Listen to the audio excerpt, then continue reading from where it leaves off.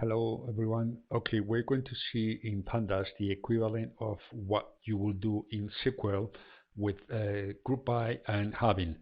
This series is not going to be a tutorial because there are great tutorials out there. It's just going to be a case study for those intellectually curious about seeing how others do it. Okay, despite that you know yourself how to do that.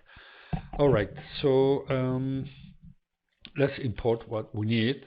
Okay, import pandas as pd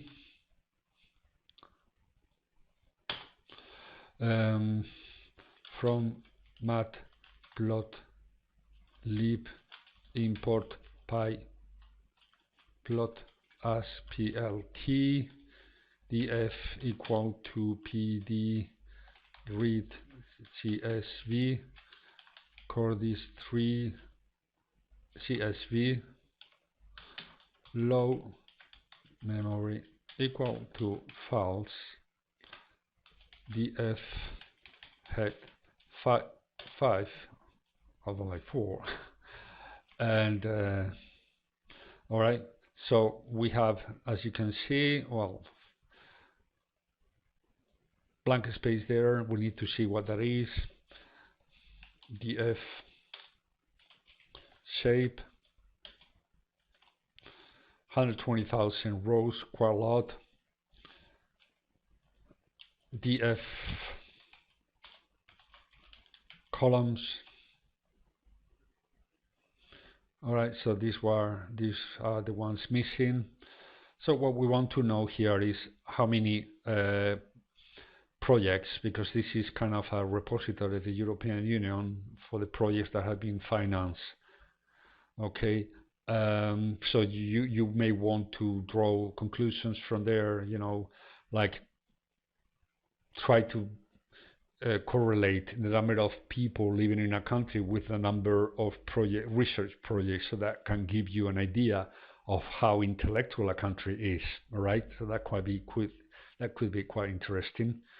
So let's do what we had to do for this job, and df dot group by country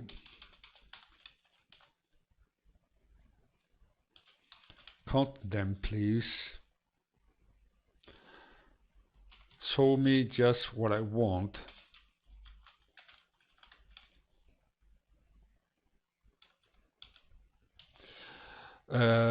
Sort me the values by, say, that same column. Let's see, n ascending false. All right.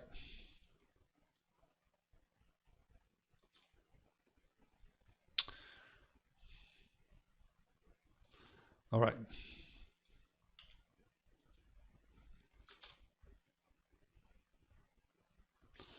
Good. So grp. Okay, here we have.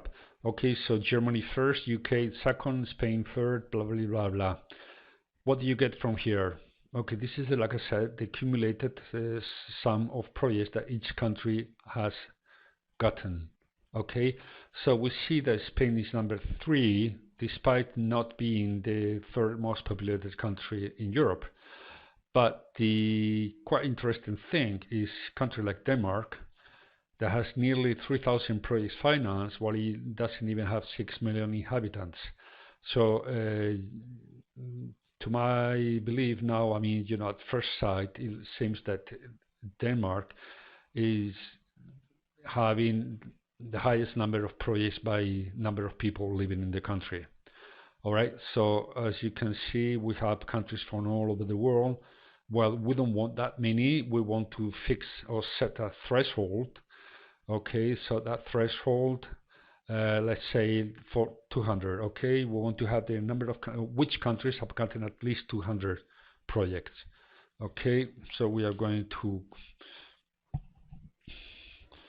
like I said, restrict the results so that we get what we want.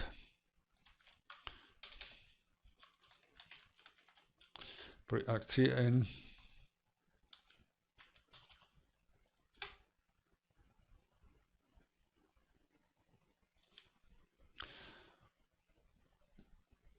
okay, that's cool. Ukraine is the last one, 201. Under that, well, we'll have the other countries with less than 200 projects. Okay, so that's kind of cool. So now we want to visualize it.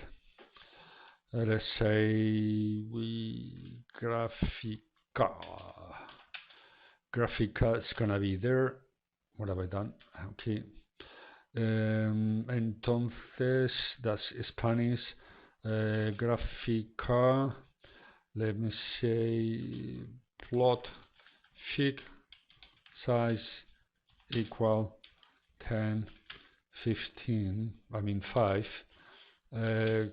Kind equal to bar. Legend equal to true, so what we know we are actually plotting. Alright, so that should be alright. Good.